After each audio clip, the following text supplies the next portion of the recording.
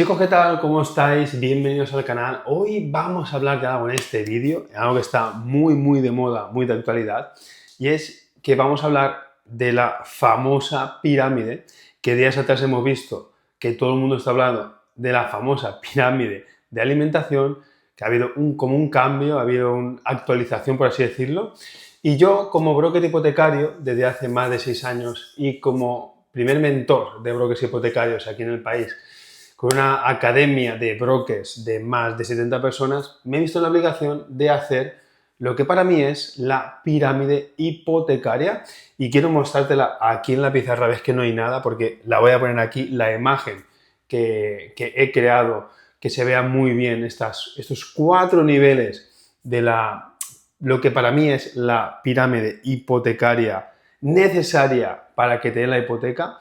Y no te voy a poner los bancos que mejores tipos de interés te van a dar o los que más hipotecas dan, sino que te voy a poner tú como cliente o a un cliente tuyo, si eres broker hipotecario, estás viendo este vídeo, cuáles son los principales argumentos, los principales requisitos, lo más importante para que el banco te pueda dar hipoteca, para que tengas las mayores posibilidades de que te den la hipoteca y, por supuesto, para que tengan las mejores condiciones posibles también de hipoteca.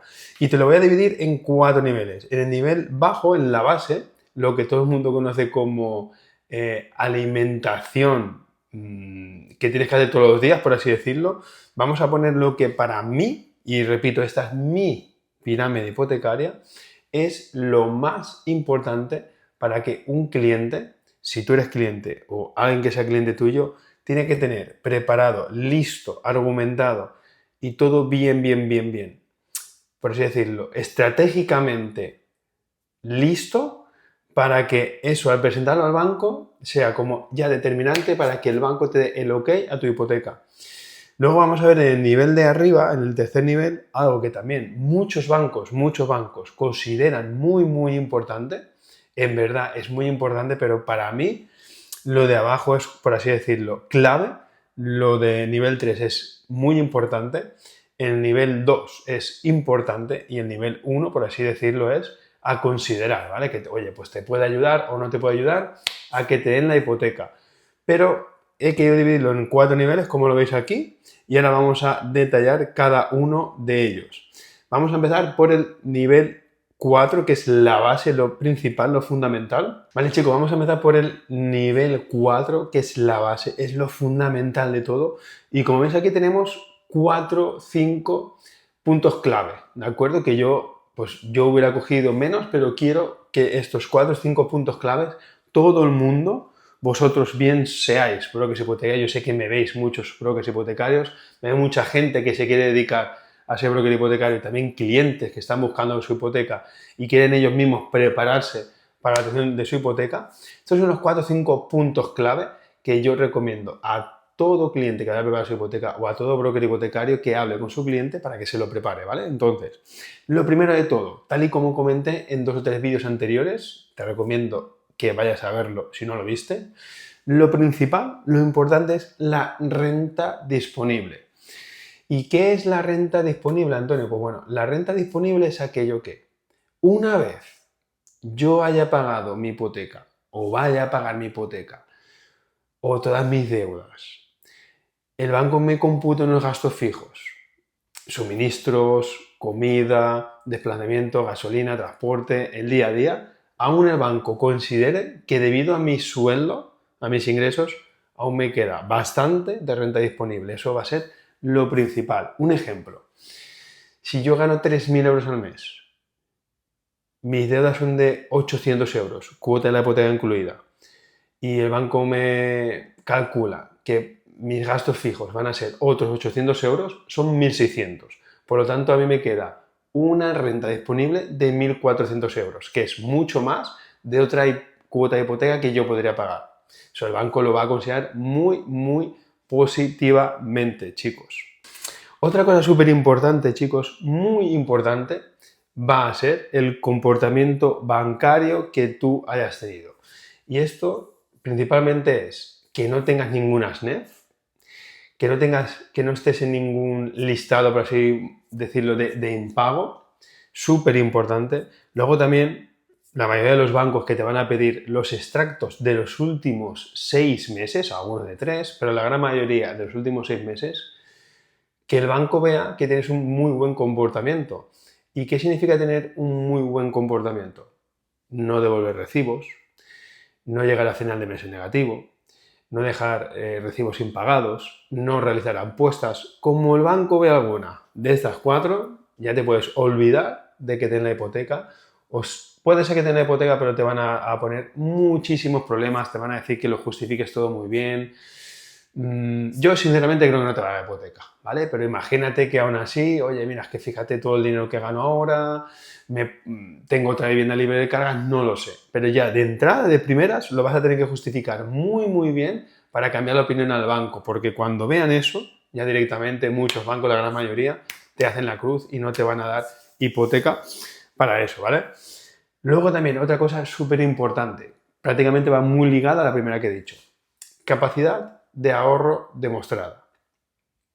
Si tú eres una persona que al ver tus extractos, el banco ve que tú todos los meses, aunque sea un poquito, vas ahorrando, que a pesar de tus gastos de alquiler, de tu día a día, el banco ve que tú ingresas, otro ejemplo, 2.000 euros al mes, y una vez pagado tu alquiler, una vez pagado tus gastos del día a día, por ejemplo, ahorras todos los meses 500 euros, 300 euros, el banco eso lo ve muy positivamente. ¿Por qué? Porque dice, vale, si está pagando 700 u 800 de alquiler y ahorra todos los meses y ahora me va a ver una hipoteca que va a pagar también prácticamente lo mismo, 800, 750, 850 de hipoteca, va a seguir ahorrando, va a poder ahorrar, tiene un muy buen comportamiento bancario y por lo tanto, pues esto yo lo considero muy, muy positivo para dar la hipoteca a este cliente. Otra de las cosas, chicos, muy importante es el tipo de contrato que tú tengas, ¿de acuerdo? Os lo voy a explicar. Este yo creo que puede estar entre el 4 y el 3, pero he querido dejarlo en el 4. ¿Por qué? Porque si tú tienes ya un tipo de contrato temporal, va mal, vamos, muy difícil es que el banco ya de primeras nos dé lo que hay para la hipoteca. Si tú tienes un contrato fijo discontinuo, también es, por así decirlo, es como un cierto obstáculo a que el banco te dé la hipoteca enseguida, ¿vale? La primera te va a pedir, oye, ¿cuánto tiempo llevas en esa empresa como con indefinido fijo discontinuo? ¿A qué se dedica el sector? ¿Dónde está esa empresa? ¿En qué zona geográfica está? Todo, ¿vale? ¿Por qué? Porque tiene que ver, oye, pues mira, esta empresa está en por ejemplo, en esta zona industrial. En esta zona industrial, muchísimas empresas que se dedican a este sector tienen a sus trabajadores en fijo discontinuo y está normalizado ahí, ¿vale? Es decir, bueno, pues no pasa nada porque el banco al final entiende que ahí, en esa zona, en esa empresa, en ese sector, en esa zona geográfica exclusivamente, hay muchos trabajadores, la gran mayoría, que están con fijo discontinuo y no tiene por qué ser un obstáculo, pero de primeras ya te van a poner como esa barrera, te van a pedir argumentarlo. Habrá que pelearlo bastante en riesgos, para eso está el broker hipotecario, para saber a qué banco ir, cómo presentarlo y cómo argumentarlo. Pero yo te diría que esto es súper importante, es igual que si eres autónomo, pues evidentemente el banco te va a decir, alto, stop, justifícamelo todo muy bien para todo esto. Y siguiendo con todo esto, otro de los puntos muy importantes es los ingresos reales declarados, ¿vale? ¿Por qué? Porque si vosotros me decís, no es que yo soy autónomo y gano 5.000 euros al mes, ¿vale? Pues hay que verlo, eso que esté en tus modelos 303, en tus modelos 390 y por supuesto en el modelo 100, que es la declaración de la renta, que se vea. Evidentemente no vas a no vas a tener esos 5.000 euros de ingresos todos los meses, no vas a tener una renta de 60.000 euros. Pero si tú estás todos los meses facturando e ingresando 5.000 euros y luego pones o tienes 2.000 euros de gasto que te puedes imputar, pues oye, pues al final se quedan 3.000 por 12, 36.000. Si yo tengo una renta disponible, casilla 505, para que nos hagamos una idea, entre 25, 30 y 35.000 euros, pues el banco va a decir, vale, pues yo te voy a dar hipoteca entre el 35 y 40% del ratio de endeudamiento de eso, ¿vale? pero es súper importante tener los ingresos declarados. De nada me vale, no, es que yo cobro en efectivo, es que a mi empresa me paga una parte en efectivo. Eso no sirve, chicos. Ingresos reales declarados, ¿ok? Pues chicos, yo creo que ya hemos repasado la base, lo que es el nivel 4, lo más importante. Tomar nota de esto, porque creedme que estos 4 puntos, si tú tienes tus ingresos declarados, están bien justificados y son altos, tu renta disponible es alta, tienes capacidad de ahorro, tienes buen comportamiento bancario y tu tipo de contrato no, no salta ninguna alarma, por así decirlo, que sepáis que es muy probable que el banco ya os dé el ok o vea con muy buenos ojos a vuestra hipoteca. Vale, chicos, ahora vamos a pasar al siguiente nivel, al nivel 3, donde pues probablemente vosotros diréis, Antonio, es que yo creo que las que has dicho antes, alguna la podía meter en el 3 y muchas que hay en el 3 las podía meter en el 4. Totalmente de acuerdo. Totalmente de acuerdo, es decir, hay algunas que los podríamos decir que, oye, entre el 3,5, entre ese 4 y 3, pero bueno, como al final había que ponerlas, y ya os digo yo, esta es mi pirámide hipotecaria en base a lo que yo desde, por decirlo de una forma, 2025 e inicios de este 2026 estoy viendo. He querido hacerlo así también para que vosotros lo entendáis y, oye, voy a prepararme esto lo más fuerte y esto también lo voy a tener muy en cuenta. Así que, chicos, este nivel, el nivel número 3, por ejemplo, una de las cosas súper importantes es de lo que yo os quiero hablar, que es el ratio de endeudamiento. ¿Por qué? Porque mucha gente se piensa que si yo supero este 30-35% de ratio de endeudamiento, el banco no me va a dar la hipoteca y al revés. Se piensa la gente que si su ratio de endeudamiento está por debajo del 35, incluso del 30%, el banco le va a dar la hipoteca, pero tampoco es así, ¿cierto? Tampoco es así de cierto, chicos. ¿Por qué? Porque el banco, es verdad que si tienes un ratio de endeudamiento del 50% ya fuera, ¿vale? Aunque algún banco que otro te lo pueda dar. Ahora matizaré esto.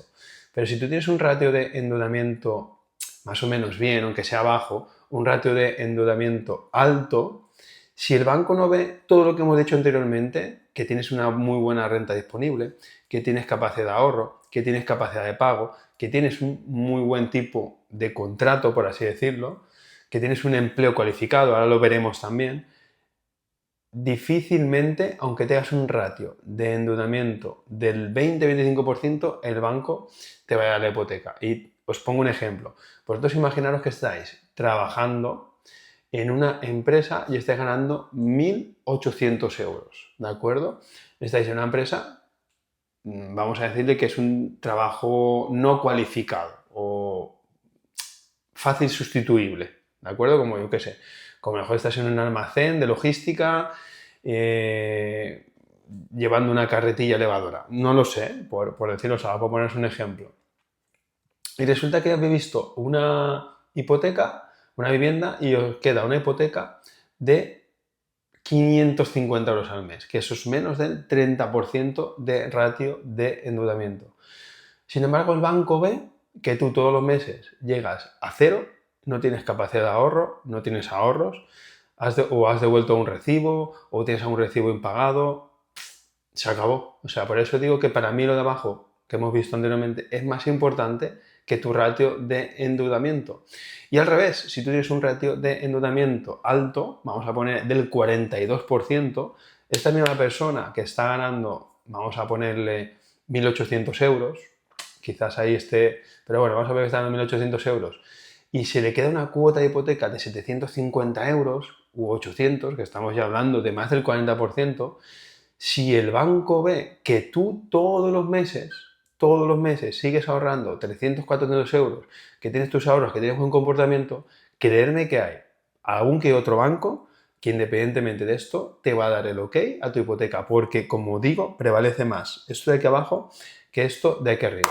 Luego también, chicos, lo que hemos estado comentando, empleo cualificado. El banco eso lo valora muchísimo. Y no sé si ponen en el 2 o en el 3, pero creo que lo voy a dejar aquí en el 3. Empleo cualificado, ¿vale? Hay bancos que, aunque tú tengas un ratio de endeudamiento muy justito, o a lo mejor lleves poco tiempo trabajando, Si tú tienes un empleo cualificado, el banco va a estar mucho más predispuesto a darte la hipoteca. Os pongo un ejemplo.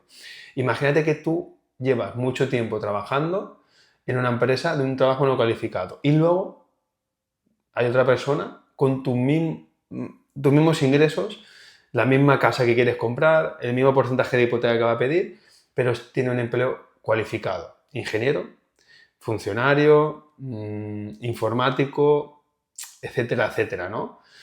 El banco va a estar muchísimo más predispuesto a dar la hipoteca a este cliente con empleo cualificado antes que a otro que no tenga un empleo cualificado.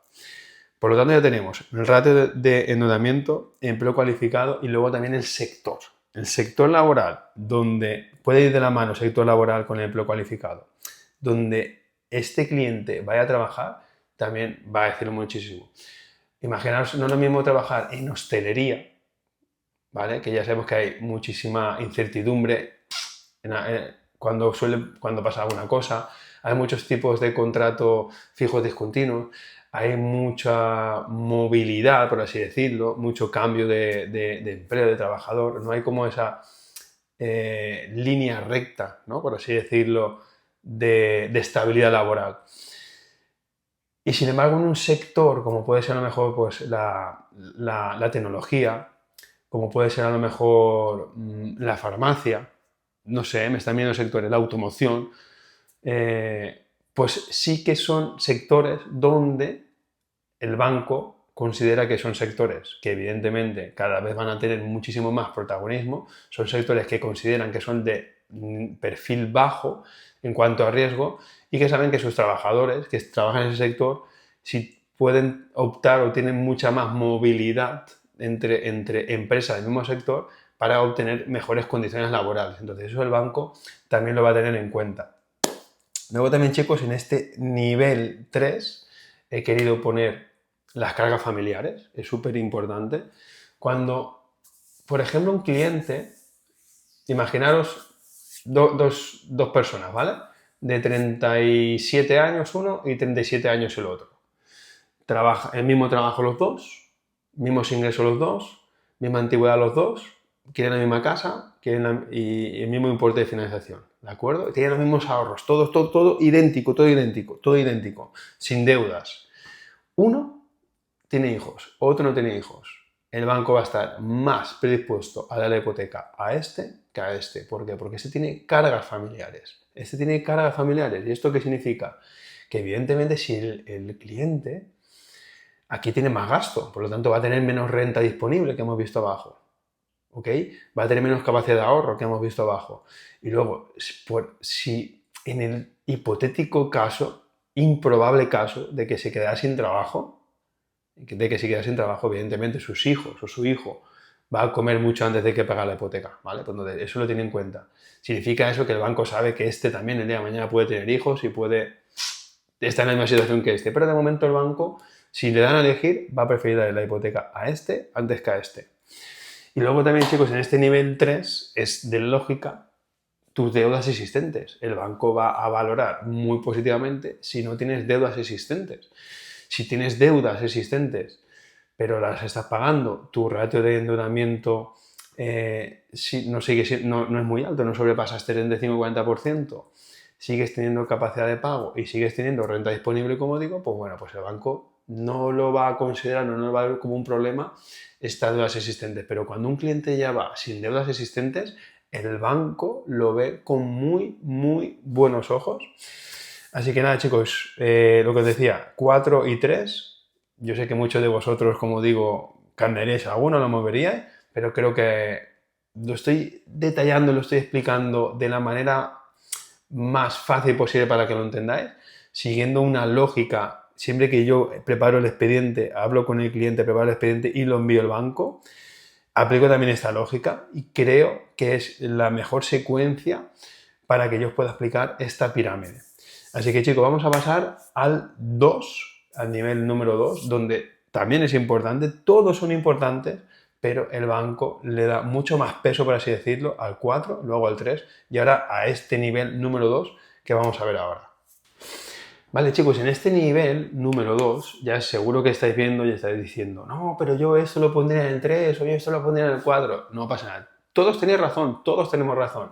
Esta, repito, es de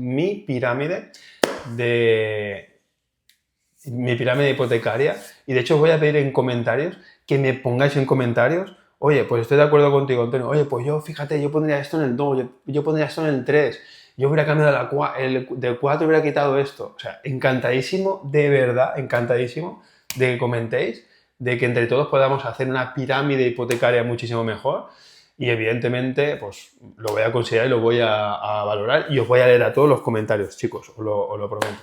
Vale, ahora si hablamos en el nivel 2, aquí vemos antigüedad, características de la vivienda, súper importante, edad y estado civil y zona geográfica. Y lo voy a explicar ahora.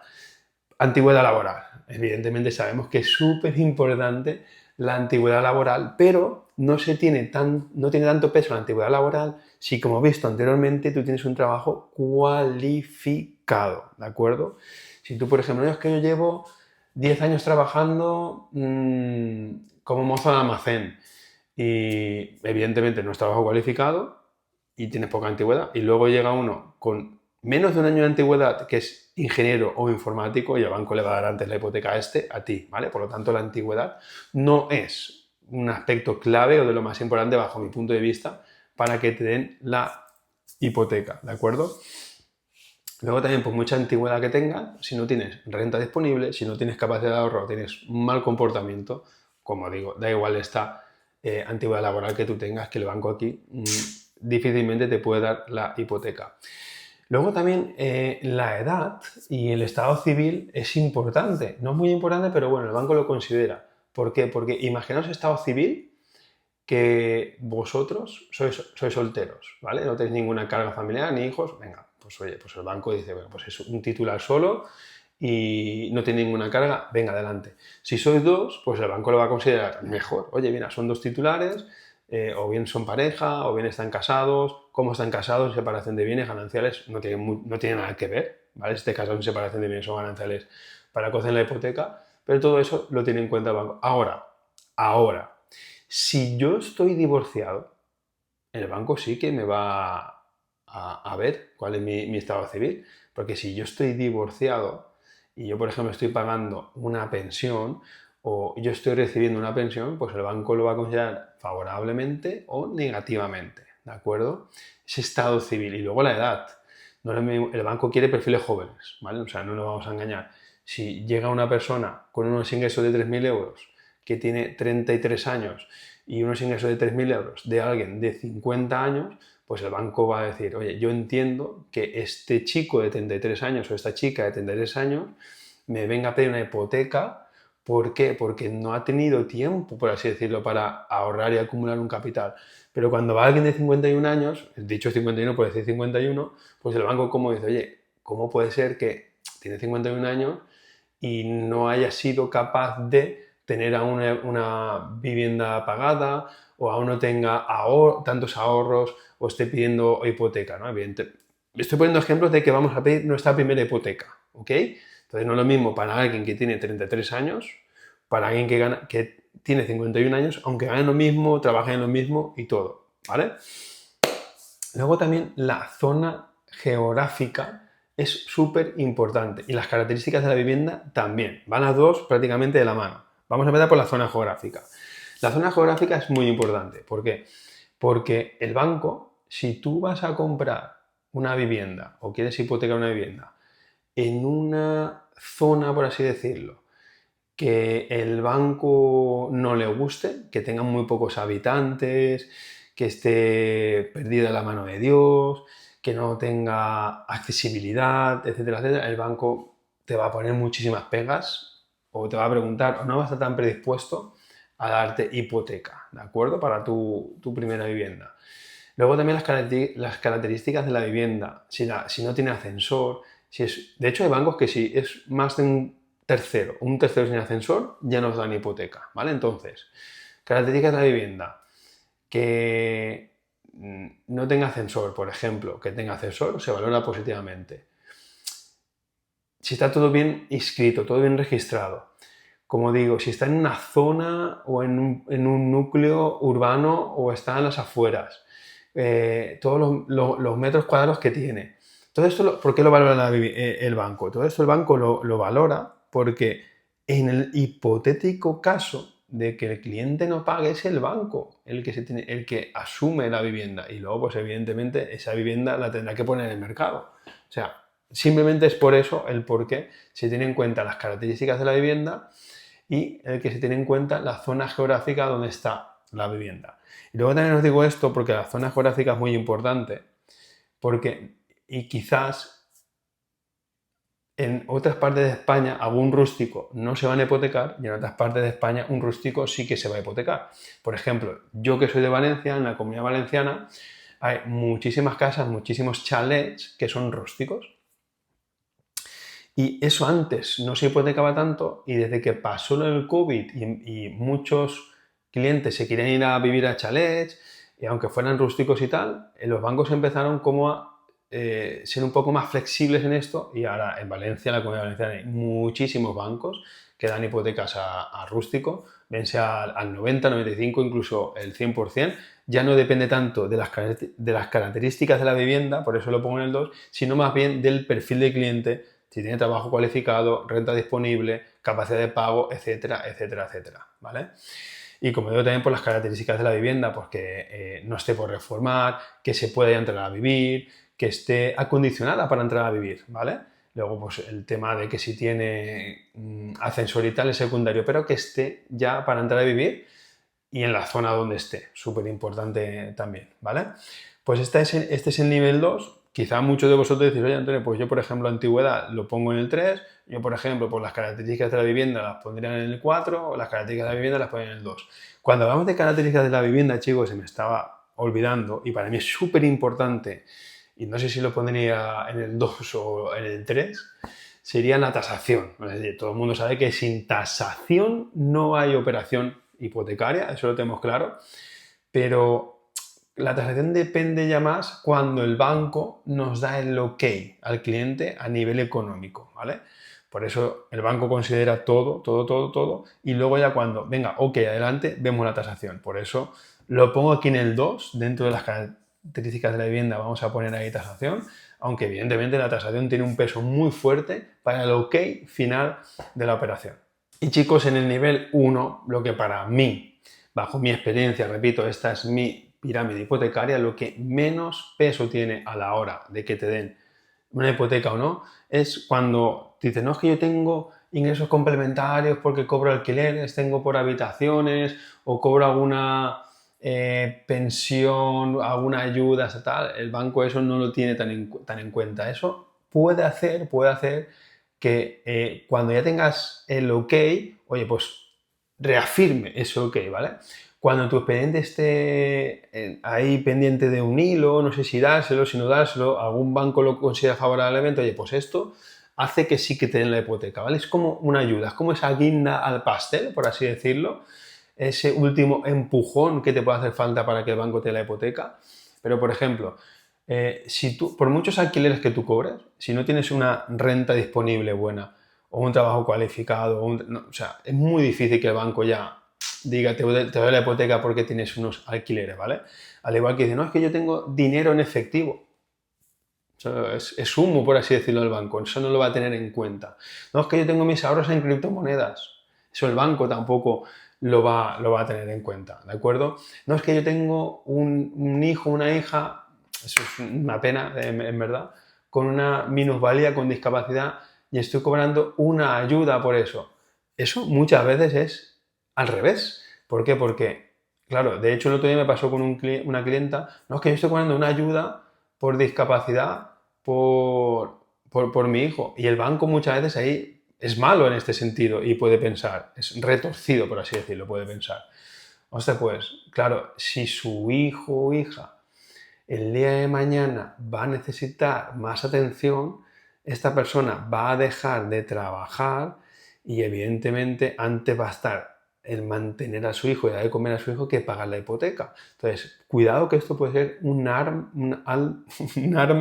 de doble filo y tampoco puede decir, no, es que yo estoy cobrando esta ayuda, porque ya sabemos que el Estado es muy variable, es decir, ahora te da una ayuda, luego no te la da, luego te la quita, luego te la reduce, es decir, no puede considerarse esto como un ingreso que a ti te sume tu renta disponible, tu capacidad de pago, no se puede considerar.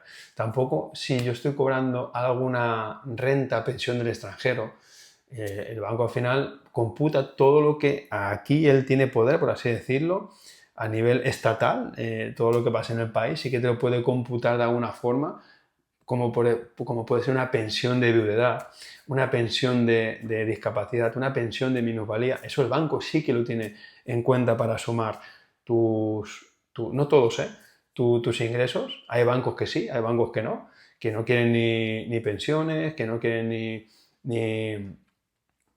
ni viudedad, ni minusvalía, eso no lo tienen en cuenta. Y otros bancos que sí, ¿de acuerdo?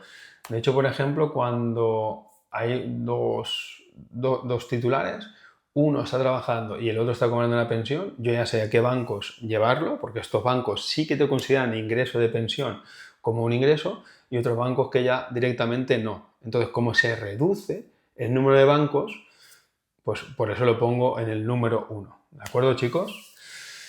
Pues este ha sido el resumen del vídeo completo. No sé si llevaremos unos 25 o 30 minutos. Creo que está bien para explicar lo que para mí, repito, para mí, para Antonio Domenech, es la pirámide hipotecaria. Repito, encantado de escuchar y leer tus comentarios, que tú me digas cuál sería tu versión de pirámide hipotecaria, si eres algún cambio, perfectísimo. Quiero leerlo. Lo dicho, chicos, espero que os haya gustado el vídeo, comentad lo que os ha parecido, comentarme si estáis de acuerdo, comentarme qué cambios haríais, dale like, que no cuesta nada, oye, mira, estoy viendo el vídeo, llevo ya 10-15 minutos, me está gustando, le doy un like, suscríbete si no lo estás, ¿vale? Cada vez somos más, estamos ya muy cerca de los 1000 suscriptores, quizás cuando veas esto ya hemos pasado los 1000 suscriptores, y como os digo, chicos, también os recomiendo que me sigáis en mis redes sociales en antoniodg.broker, donde estoy compartiendo ahí diariamente contenido de valor y mi día a día. Y si eres broker hipotecario y quieres escalar tu negocio o quieres empezar en esta profesión como broker hipotecario, aunque tengas cero experiencia y cero conocimiento, te invito a que entres en la Academia de Brokers Hipotecarios. Vas a tener los enlaces de todo esto que estoy comentando aquí en la descripción del vídeo. Lo dicho, chicos, espero que os haya gustado el vídeo. Nos vemos en otro vídeo. Chao, familia.